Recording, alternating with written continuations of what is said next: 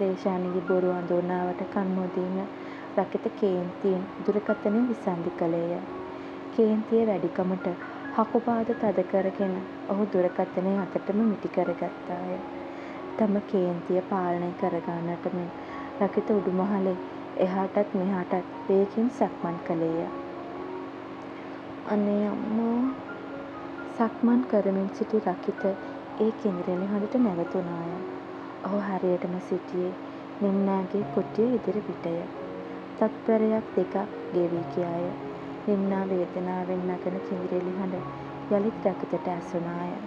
ඔහු එය මගහැර තම කුටියට යන්නට පියවර තැබුවාය. අඩි 2-3ක් පමණක් ඉදිරියට ගිය රකිත යළි නිම්නාගේ කුටිය වෙතට හැරී ආවේය. ඔහු ඇයගේ කුටියේ දොර අසලටම ලං විය. ඇය වේදනාවෙන් නගන කිඳිරැලි හඬ තවත් ළංවමින් ඇසෙන්නට විය.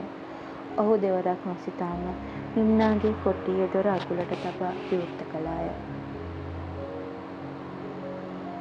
යුවතියට දොර වසා ගන්නටවත් වාරුවක් තිබුණේ නැති බැවින් ඇය කුටියේ දොර අගුල දමා තිබුණේ නැත.